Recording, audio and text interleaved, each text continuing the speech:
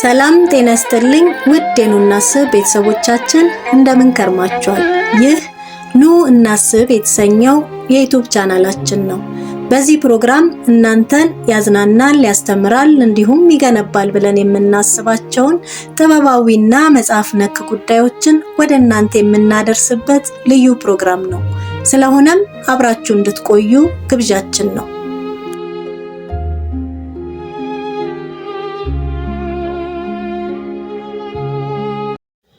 ለዛሬ ወደ እናንተ ለማድረስ ከመጽሐፍ ስብስቦቻችን መካከል መዘን ያወጣ ነው ለህትመት ከበቃ ትንሽ ቆየት ያለውን በ2007 ዓ.ም ታትሞ ለንባብ የበቃውን የተዋናይ ደራሲና ገጣሚ ዋሲሁን በላይ ትንሽዬና ጣፋጭ የወግ ስብስቦችን የያዘችው የሴት ዛፍ ቅርንጫፍ ከተሰኘው መጽሐፍ ጾምም አይደል የጾም ከንፈር የተሰኘውን ታሪክ ይሆናል።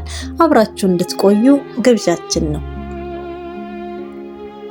የጾም ከንፈር ግርም ይለኛል ድንቅ ነገ ዛሬን አለመምሰሉ፣ ዛሬ ደግሞ ትናንትን አይደለም። ቅብብሎሹ ስንጥቅ መኖሩን አስተምሯል። እንደኔ አይነት ብርታት ያላት ሴት ካለች ፀሐይ ቅናቷ አይጣል ነው። በቁመቴ ልክ ያሰራውት መስታወት ቄንጠኛው ስወለድ እንዲሆኜ እንደመጣው ሲያሳብቅ በለውጡ ተገረምኩ። ልክም ያልኩ ቆንጆ ነኝ። ሁለመናዬን ውድድድ አደርገዋለሁ። ሴትነቴን በአግባቡ እየተጠቀምኩ እንደሆነ ይሰማኛል። ፊት ለፊቴ ተገትሮ በእርቃኔ የሚማልለው መስታወት እኔን በግርምት ይቃኘኛል። ጡቶቼ ያምራሉ፣ ብስል የዘይቱን ፍሬዎች፣ ወገቤም ከልቦ ወገብ ነው። ጀብድ ባይሆንብኝም እስከ ዛሬ የተኙኝ ወንዶች በሙሉ አንዳቸውም ጡቴን ነክተውኝ አያውቁም። ልክ ከባድ በረድ እንደደበደበው የደረሰ የጥጥ ማሳ ሙሽሽ የሚሉብኝ ይመስለኛል። እንኳን የወንድ ልጅ እጅ ቀርቶ ጡት ማስያዣ ነክቶት አያውቅም። እንኳንስ ሌላ ተጋሪ ቀርቶ እኔንም ስፍስፍ ያደርጉኛል። ግን መስታወት ፊት ቆሞ የራስን ገላ እንደመመልከት ምን የሚያነሳሳ ነገር አለ? ፊቴን ሳየው ታዘብኩት። አይኔ ላይ የተኳልኩት ኩል፣ ማስካራ፣ ሻዶ 7 ፉንጋ ሴት ለ7 ቀን ትዋብበታለች። ከንፈሬን የተቀባውት ኤልሳቤት ሊፕስቲክ እኔ ነኝ ያለ ጀግና ስሙ አያስለቅቀው። የሆነ ያላወቅኩት ስሜት ገላዬን በላባ እጁ ዳብሶ የብርሃን ካባ ሲያጎናጽፈኝ ታወቀኝ። ሁሌም በራሴ ኮራለሁ። ወደፊት እንጂ እንዳልቆምኩ ይገባኛል። ግን በአንድ ነገር ያፍራለሁ፣ ወንድ በመውደዴ። ግን ይሄ ሽቶ ከሩቅ የሚጣራ ጸጉሩን በጄልና በፐርማ አሳብዶ የሀብታም ውሻ ይመስል የተብለጨለጨውን በስኪኒ ጅንስ የተወጠረውን በባዶ ተቆንኖ ቦርጩን የሚያስኮመኩመውን ሳይሆን አለ አይደል ጸጉሩ ክርድድ ብሎ ወጋ ወጋ የሚያደርግ ጠረኑ ሰንፈት የሚያደርግ ሲጨብጥ ሻከር ጨምደድ ሲያቅፍ ትንፋሽ የሚያሳጥረውን ወንድ የሆነውን ወንድ ሳየው አውቀዋለሁ። ያኔ ውስጥ ያዘኛል። እኔ ካዘዘችኝ አያመልጠኝም። ሕፃን ሆኜ 5ኛ ክፍል እያለሁ ከቤታችን ሰርቪሶች አንዱን ተከራይቶ ማተሚያ ቤት ይሰራ የነበረው ባህሩ ዛሬን እንዳንጎራጉር በትላንትና ቃኝቶኛል። ከነ ጥቁረቱ ከነ ጠረኑ አሁን ድረስ ይከተለኛል። መላጣ ነው። ወንድ የሆነ ወንድ ዶቃ እያለ በገባ በወጣ ቁጥር ብብትና ብብቴን ስቅስቅ ከፍ አድርጎ በኋላ ግራ ቀኙን ቃኝቶ ከንፈሬን በስሱ ስሞኝ ወደ ክፍሉ ይገባል። ሳላስበው ሱስ ሆነብኝ። ለ7 ዓመት የኛም ቤት ተከራይቷል። 7 ዓመት ሙሉ ስንገናኝ ስሞኛል። 7 ዓመት ሙሉ ከንፈሬ ላይ ከንፈሩን ብቻ ሳይሆን ወንድ የሆነው ወንድነቱን አትሟል። ከውጪ ሲገባ በረንዳ ላይ ሰው ቢኖር እንኳ ክፍሉ ተከትዬው ገባለሁ። ሆፕ ያደርገኝና ሳም አድርጎ ሱሴን ያጎርሰኛል። 3 በጣም ዘናጭ እህቶች አሉኝ። አንገታቸውን ደፍተው ከቤት ይወጣሉ፣ አንገታቸውን ደፍተው ይመለሳሉ። ሲበዛ ኩሮች ናቸው። እወዳቸዋለሁ፣ በጣም ይመስጡኛል። ግን አንድም ቀን ውጭ ሊገጥመኝ ስለሚችለው የወንዶች ትንኮሳ አውርተውኝ አያውቁም። ምናልባት ወንድ ስለማያውቁ ይሆን ወይ የሆነ ችግር ይኖርባቸው ይሆን? ደግሞ ሳይሳም ያረጀ ከንፈርና እንትን ያልተባለ እንትን ተጽፎ ያልተነበበ መጽሐፍ ማለት ነው እላለሁ። ቀርቶባቸዋል። ይሄ ጥቁር መላጣ ሲስም ከንፈር ላይ ረጅም ልብ ወለድ የሚተርክ ባህሩ አንዳንዴ የህትመት ቀለም እጁን እንዳበላሸው አሻራውን የፍቅር አሻሬ ላይ ያትማቸዋል። ፍቅር ልቤ ላይ ይጽፋል፣ ከንፈሬ ላይ ይተርክልኛል። ሁሌም ልቤ ውስጥ አሉ፣ ችግኝ ናቸው።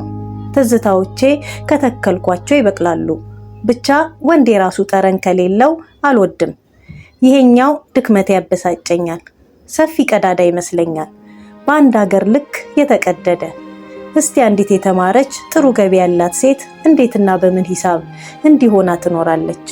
ይሄን ድክመቴን ለማረም ከምለፋ ይልቅ 4 መንታ ወልጄ በእነርሱ ብቀጣ ይቀለኛል። ደግሞ አባት የሌለው ልጅ ጥሩ አይደለም። በበሩ ቀዳዳ የሚገባው ንፋስ ቂጤን ሲዳብሰኝ ይሰማኛል። አንዲት የገነት አበባ የመሰለች ውብ ሴት ብቻዋን ራቁቷን ቤቷ መስታወት ፊት ለፊት ቆማ በራሷ ገላ ተማርካ ፈዛ። ወይ ጉድ! ከርቀት የሚሰማው የጸጋዬ እሸቱ ሙዚቃ እንዲህ እያለ ይንቆረቆራል። እንክት ይበል ድቅቅ ጎኔን አይመቸው መቼም ያለ ወዳጅ አይደላም ያለ ሰው የሚለው ጣም ያለው ዘፈን ልብን በትዝታ የሚያሸፍት ውብ ዜማ የተዘጋውን በሬን ሳያንኳኳ ሰንጥቆ ከነፋሱ ጋር ገብቷል። ማን ጀግና ነው ትዝታን አትድረስብኝ የሚለው? ባህሩ ቤታችንን በለቀቀ በሳምንቱ ቀጥሮኝ ራቴን አሳ ጥብስ ጋበዘኝ። በሆነ አስማት አብረን አደርን። አደገኛ ጊዜ ተጀመረ። ሌሊቱን ማሳው መኝታችን ላይ ቀይ አበባ ዘራን። ያኔ ለየት ያለ ስሜት ልቤ መሃሉ ላይ ለሱ ብቻ ሐውልት ቀረጽኩለት። ህመሜ ግን እንትኔን ሳይሆን አንገቴ የተቀረደደ ነው የመሰለኝ። ሐሙስ ማታ 3ኛው ቀን ቀጠረኝ። ያኔ ሰበብ አገኘው። ፒያሳ ጣይቱ ሆቴል አሮስቶ ጋበዘኝና እዚያው ዝቅ ብለን አብርሃ ሆቴል ይመስለኛል በስተቀኝ ታጥፈን አልጋ ውስጥ በትልቁ ቆፍሬ ከተከልኩት ሐውልት ስር የከበረ ማዕድን አስቀመጠ። ከዛ በኋላ ትዝታውን እንጂ በአካል አግኝቼው አላውቅም። ለኔ መባለግ ማን ነው ተጠያቂው? ልጅነቴ ወይስ በመገረዜ ምክንያት የተፈጥሮን እርካታ ማጣቴ? እንግዲህ እንዲህ ነው የተጀመረው የኔ ህይወት። ባህሩዬን እያሰብኩኝ ነው ልቤ ደጅ የሚያድረው። በትምህርቴ ጎበዝ አይገልጸኝም። ከ3ኛ በታች ወጥቼ አላውቅም። ማትሪክ ስትሬት ያምጥቼ ነው ዩኒቨርሲቲ ገባሁት። በሁሉም ነገር ባሰብኝ፣ በትምህርቴም የአዳም ችግኝ በመንቀሉ። የትምህርቴን ጉብዝና ሙሉ ግቢው ያውቀዋል። በተለይ የኢኮኖሚክስ ዲፓርትመንት ተማሪውም መምህሩም። ወንድ አዳኝ መሆኔን ግን ከታደኑት ወንዶች ሌላ ማንም አያውቅም። ኮርማው የሚሉት ጠውላጋ ግቢ ያወጡለት ስም ነው። ሴት አይቶ ማለፍ አንጀቱ አይችልም አሉ። እሱም እንደኔ ቤታቸው ሴት ተከራይ አባልጋው ይሆን? እሱ ስሜን ሊያጠለሽ ሞክሮ ነበር። መጀመሪያ ጠየቀኝ። ካልሲን አጽዳ ብዬ ካለው ክሳት ላይ ቀነስኩበት። ወንድ ሲጠይቀኝ ያመኛል፣ ይደብረኛል። ዳግም ላይን እንኳን ለማየት እጠየፈዋለሁ። ግቢ ውስጥ ከወንድ ጋር ሆኜ ምን ሞኝ ታይቼም አላውቅ። 4 ዓመት ብዙ ተአምር ታየ። አላዩንም እንጂ ያላየነው የለም አይደል? እያንዳንዱ ዓመት ግሬዴ አስገራሚ ነበር። የረሳሁት ያልጠየቀኝ መምህር የለም። ጥቅ ብያቸዋለሁ። በዓመቱ መጨረሻ ላይ ዋንጫና ወርቅ ተሸላሚ ሆኜ ተጨበጨበልኝ። ለራሴም አጨበጨብኩላት። ሴታታ አልኳት እኔን፣ ወንዳታ እንደሚባለው። እዛ ሰተቴ አዳራሽ ውስጥ ከሎ ዲፓርትመንት ዋንጫና ወርቁን የተቀበለው ናሆም አክሊሉ በእንኳን ደስ ያለ ሰበብ እዛው አበሰልኩት። 11:45 ቤቱ ተገኘው።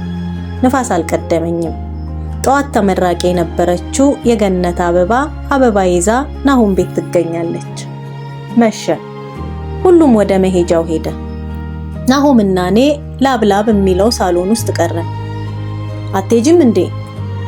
ሳሎኑ ሲያስነጥስ ተሰማኝ። የት አልኩት። ፈገግታው ያምራል። እስክስታ የሚመታ ባህር ይመስላል። አይ መሽቷል ብዬ ነው። ቶ ይነጋል። ፈጣጣ የሆንኩ መሰለኝ። ገባው። ደረቱ ላይ በምቾት የተንፈላሰሰውን ከረባት ጭርሱኑ እየፈታ ወደ እኔ ቀረበ። እጄን እያሻሸ ወደ መኝታ ቤት ገባን። በሩን ዘጋን። ቀድሞ ገብቶት ያደርቀኛል ግድርድር። ልገላበጥ እንጂ ጎኔን ላመቻቸው፣ ማን ለማን ይተኛል፣ ሁሉም ለራሱ ነው። ናሁም ደጋግሞ ላግኝሽ አለኝ። ዝናዬን ያውቅ ነበር፣ ማለቴ የትምህርቴን። ላግባሽ አለኝ። ፈሱን እስኪረጭ በፎንቃ ሰከረ። የለሰለሰ የወንዝ ድንጋይ መሰለኝ። አልጌ የሆነ ተሽሞንሟኝ አፈር አይንካኝ ቢጤ ስለሆነ ከልቤ አፍተፋሁት። ባህሩን አልሆነማ። አሁን ትንሽም ቢሆን ልቤን ሞላ ያደረገው የተለየ ወንድ የሆነ ወንድ ከልቤ ሰፈር እንግዳ ሆኖ መጥቷል። ግባም ሂድም ለማለት ተቸግሬያለሁ። 4 ልጆች አሉት። አመሏ ከሐር የለሰለሰ ማማሯ የቤተ መቅደስ ምንጣፍ የመሰለች ሚስት አለችው። ፈገግታዋ ትኩስ የቡላ ገንፎ የመሰለ። አየር መንገድ ግራውንድ ቴክኒሻን ነው። ደረቱ ላይ ያለማጋናን 4 ሴቶች የፍቅር እስክስታ ማስነካት ይችላል። አሁን ልቤ ሰው ማሰብ ሰው መውደድ ጀምሯል መሰለኝ። ቁልፉን ያገኘው ይሄ ወስላታ ትንሽም ቢሆን የስጋ እርካታ አገኛለሁ። መሳም ያውቅበታል። ለምንም ነገር አይቸኩልም። ኮርኳራው ለጉድ ነው። ግሎ ያግለኛል። ተጋግለን እንቀልጣለን። መክፈት ይችልበታል። ብቻዬን ደረቱ ላይ ለዓመታት ያጣሁትን እርካታ እያለቀስኩ አግኝቻለሁ። እንዲሆኝም አላውቅም። ወደፊትም የምሆን አይመስለኝም። ድልህ የተቀባ አነባበሩ የመሰለ ከንፈሩ ለማውራትም ለመሳምም አይታደፍም። መጀመሪያ ቀን እራት ጋበዝኩትና አይኑን ሳየው የት እንደር ልለው በመኪናው ቤቴ ድረስ ሸኘኝ። አትገባም? ድፍረቴ ገርሞኛል። አንቺ ግቢ ቆንጆ ቢራቢሮ። የሴት ቤት ነው ብለህ ነው? የሴት ቤት እኮ ዘው ተብሎ አይገባም። ብዙ ማንኳኳት ይፈልጋል። ምን አለበት ለዛሬ ፈቅጄልሃለሁ። ቢገባ ብዬ ተመኝቼ ነበር። የሊባኖስ ዝግባ መሰለ ቤቴ በከርቤ ታውዶ ልቤ ለገዛ ራሷ ይቅርታ እያዜመች ነበር። ሌላ ቀን አስፈቅጄ እገባለሁ። እጄን ስሞ መኪናውን አስነስቶ ተፈተለከ። ጠረኑን አቅፌ ያደርኩ። እጄን ጡቶቼ ላይ አድርጌ እሱ ባለ ትዳር እኔ ባለጌ ባህል የገፈፈኝን ስሜት ሳድን የከሳው የሱ ከንፈር የጾም እየሳሳው ነው የምስመው። 2 ከንፈር የዛች ቆንጆም ያለ አይመስለኝ። የኔ የፍስክ ከንፈር ተቆጭ ገልማጭ ቆንጣጭ የሌለበት። ለእንደኔ አይነቷ ሞኝ ሰርቆ ፍቅር እንደመስራት የሚያስደስት ነገር የለም። እንደኔ ነውሯ ኩራቷ ለሆነባት ነፍስ ምን አይነት ይቅርታ አለ? ነፋሱ ስጋ ለብሶ የነፋስ ነፍስ አበጅቶ ከኋላ የቆሞ በብርሃን እጁ እየደባበሰኝ ተመስጦ ይታየኛል። ውብ ሴት የዋህ የገዛ ጎዶሏን አጉድላ የሌላውን ሰው ስሜት ለመሙላት እምትታትር እፉዬ ገላይ ሆነች እያለ በልቡ ሲያልጎመጉም ሰማሁት። እሱ ለኔ ያዝኖ አሳዘነኝ። በስስት አይኑ አገላብጦ ከፊትም ከኋላም አየኝ። እንዳይበርደኝ ከንፋስ የተፈተለ ሸማ ባዶ ገላይ ላይ ያለበሰኝ። አሳዘነኝ። የሱም ገላ ተራቅቷል። የሱም ስሜት ተጎድቷል። ቀስ አድርጎ አንገቴ ስር ሳመኝ። አይኖቼን ስለጨፈንኩ ቀስ ብሎ ድምጽ ሳያሰማ በመጣበት ወጣ። በልቤ ግን አየሁት። ሲራመድ ያምራል።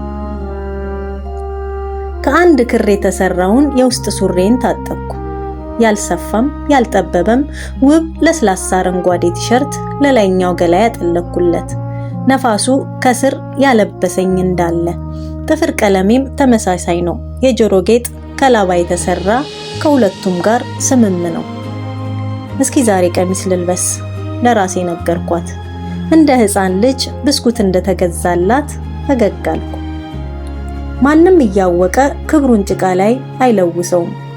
የማንም ነውር ደግሞ እንደ ሰንደቅ ዓላማ ከፍ በብሎ ተውለብልቦ ያማረለት የለም። የነውር በጽሑፍ ታሪክ አልባ ነው። ፍቺ የሌለው ፊደሎች ከንቱ የተለቀለቁበት።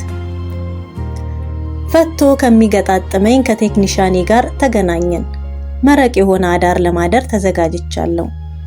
የወይባ ጭሴን ታጥኜ ለመጠመቅ የተዘጋጀ የወይን ጋን መስዬ በጣም ዝቅተኛ ሆቴል ነው ያለነው። ፊት ለፊት ተቀምጠናል። አይኔ ውስጥ የሆነ ነገር ይበረብራል። ምንም እንደሌለኝ አላወቀም። ልጆች ደህና ናቸው? በጣም ምንም ውልስትና እንደሚሰራ ሰው አይቅበዘበዝም። ባለቤትህስ? ሰላም ናት። አታሳዝንህም? ለምን እንዳልኩት እንኳን አልገባኝም። ታሳዝነኛለች፣ አንቺም ደግሞ ታሳዝኝኛለሽ አለኝ ትንፋሹን ወደ ከንፈሬ እየገፈተረ። ይዞልኝ የሚመጣቸው ውስኪዎች ልቤን ሳያንኳኩ ያስከፍቱኛል። ታሳዝነኛለች፣ አንቺም ታሳዝኝኛለሽ። ለምንድን ነው የምታሳዝንህ? የልጅነት ፍቅረኛዬ ናት። ሲበዛ ታምነኛለች። ከሷ ሌላ ሴት የጎበኘሁት አንቺን ነው። እኔስ ለምን አሳዝንሃለሁ? እንደማላዛልቅሽ አውቃለሁ። ለምን? ሚስቴን በጣም ወዳታለሁ። ከወደድካት ታዲያ ለምን በላይዋ ላይ? አላስጨረሰኝም። የቁጭት ፈገግታ ፈግጎ 4 ልጆች የወለድነው ያለምንም እረፍት በተከታታይ ነው። እኔ ያ እንዲሆን ፍላጎቱ የለኝም ነበር። እሷ ግን አሁን ዘግይታ የነገረችኝ ነገር ያሳሰባት ስለነበር በልጅ አስራኝ በፍቅሯ ቀይዳ ማቆየት ፈለገች። ምን ብላህ ነው? የምታሳዝን ሴት ታሪክ መስማት ማንም ይጓጓል፣ እግዜርም ቢሆን። ፊቴን ስመለከተው ለመንገር ነበር። ከእኔ ጋር የወጣባቸው ቀናት አመውታል። ራሱን በቁጭት ለብልቧል። አየሽ፣ ሚስቴ ተወልዳ ያደገችው ገጠር ነው። የ16 ዓመት ልጅ ሆና ነው እዚህ የመጣችው። ልጅ ሆና ተገርዛ ስለነበረ መብረቅ የመታኝ መሰለኝ። ትክል ድንጋይ ይመስል ድርቅ አልኩ። ህመሙም ፍርሃቱም ልቧ ውስጥ የማይድን ቁስል ፈጥሯል። ህሊናን እየሰረሰረ ባዶ የሚያደርግ ነበር። ከመጋባታችን በፊት ነክቻት አላውቅም። በኋላም ተጋባን። የሚያቃጥል ትንፋሽ በረጅሙ ተነፈሰ። ፊቴ ላይ የነበረውን የመደንገጥ ፍም እፍ ብሎ አቀጣጠለው። ከተጋባን በኋላ ደስታን ፈልጌ ያጣኋት። ምንም ስሜት አልነበራትም። ህመም ግን ይጎበኛት ነበር። የእሷን ስሜት ስፈልግ የኔን ስሜት እየጣልኩት 4 ልጆች ወለድን። አልጋ ላይ ስሜት ባይኖራትም እወዳታለሁ። ታሳዝነኛለች። ገላዋ የኔን ገላ ያምናል። እየታመንኩም ቢሆን ካሁን በኋላ ህመሟን አክማለሁ። ለዛ ነው ያሳዘነችኝ። ከስጋ ስሜት ሌላ የነፈገችኝ ምንም ነገር የለም። አሁን ወዳ እንዳይደላወኩ ቀድማ ብትነግረኝ ኖሮ ያጣሁት የመሰለኝን ጊዜያዊ ደስታ እሷ ውስጥ አገኘው ነበር። ባለመንገሯ እያመማት አሳመመችኝ አለ። እኔ እንዳታለልኩ ታውቃለሁ፣ ግን የሚስቱን ህመም ሳያድን የኔን ስሜት ማከም ችሏል። የዛች ምስኪን እድለኛ ሚስቱ ቁስል የኔም ህመም ነበር። ለዓመታት ጠፍቶብኝ የነበረውን የስጋ ስሜት አግኝቶልኝ ነበር። እውነቱን ነው፣ አያዛልቀኝም። ቀምቶ መብላት አያጠግብም። የማይጠጣ ውሃ ነው፣ የማያድን መድኃኒት። ያዘዝነው ምግብ ሳይመጣ ተነሳው። ስሜቴ ገብቶታል መሰለኝ። ቀስ ብሎ ምን ነው ብቻን ተነፈሰ። አሳዘንከኝ አልኩት። አሳዘነችኝ ነበር ማለት የነበረብኝ። ከመቀመጫው ሳይነሳ በሩን አልፌ ወጣሁ። ልቤ ግን ከምስኪን ሚስቱ ጎን ተቀምጣለች። እቤቱ ጆሮህን ወደ እኔ አዘንብል አድምጠኝ ትል ነበር። ከወንድ የተረፈኝ ጊዜ ህመምተኞችንና አቅመ ደካሞችን እጎበኛለሁ። በአቅም በፈቀደ ለወንድ ያዘመመ መንፈሴን ይሄ ሆኖ ቀና ብሎ እንዲሄድ የረዳኝ። ለዛችኛዋ ሴት እያዘንኩ ራሴን በጸጸት ሳማ እየለበለብኩ እገኛለሁ። ደጀ ሰላም እመላለሳለሁ። ከፈጣሪ ለመበደር ይቅርታው ቢያከመኝ እቅፉ ቢያሞቀኝ በእናትህ ልለው ንስሐ ቢሆነኝ። ፈጣሪስ ሰለሞንን ታግሶት የለ ስንትና ስንት ቁባቶች የነበረውን እኔን አይምሮዬን የሥጋ ዕውቀት ሞላውና ነፍሴን ከሲታ አደረጋት። ሰው መዳኛው ምን እንደሆነ መቼ ያውቃል? የልጅነት ትዝታ ልቤ ውስጥ መቅደሱን ሰርቶ እያመለኩት ነበር። ያልተማረ ማህበረሰብ ይዞት እሹሩሩ ሲለው የነበረውን አጉል ባህል ዋርካውን ካልገረሰስ ነው የሚያስከፍለን ዋጋ ውድ ነው። የሥጋ ስሜት ደግሞ ከረሃብ ይታገላል። የተፈጥሮ እርካታዬን ተነፍጌ ከስጋ እየዘለልኩ ስጋት ላይ ነኝ። ብዙ ነገር እያለኝ ግን ምንም የሌለኝ፣ ለሌሎች እየኖርኩ ለራሴ ግን የለሁም። በሰፊው ነው ማፈሰው። ትላንትና ዛሬ አይደለም፣ ዛሬም ነገን አይሆንም። መላእክት ሁሉ ይሰግዱለታል። አቤቱ ስለ ፍርድህ ጽዮን ሰምታ ደስ አላት፣ የይሁዳ ሴት ልጆችም ደስ አላቸው። የወደቀን ማንሳት ከተቻለ የተናደን ከገነቡት የፈሰሰን አፍሰው ለቅመው ንጽህናውን ከጠበቁለት ምን ነው ታዲያ እኔን ረሳኝ? ፈጣሪ የልጅነትን ውለታ አይዘነጋም። ቤቱ ገብቼ የበላሁትንና የጠጣሁትን እርሱን አይተወኝም። መስታወት ፊት ቆሜ አላውቅም። እኔን ጠልቻት ወይም ደግሞ ፈርቻ አይደለም። ገላዬ አይደለም፣ ልቤም አይደለም፣ ከንፈሬም አይደለም። ነፍሴ ጾመኛ ናት። አንድ የሆነ ደስ የሚል ስሜት በልጅነቴ ፍልሰታን አስቀድስ በነበረበት ጊዜ የሚሰማኝን አይነት ጥሩ ስሜት እንደ ነፋሱ የተላከ ተይ ተይ ይለኛል። ትቼስ እለዋለሁ። እግዚአብሔር ያውቃል። ለዛሬ ቆንጠር አድርገን ያቀረብንላችሁ ወግ ይህንን ይመስል ነበር። ስለተከታተላችሁን እያመሰገንን ሐሳብ አስተያየታችሁን በኮሜንት አድርሱን። ለቤቱ አዲስ የሆናችሁ ደግሞ ቻናሉን ሰብስክራይብ በማድረግ ቤተሰብ ሁኑ። ኑ አብረን እናስብ። መልካም ሳምንት።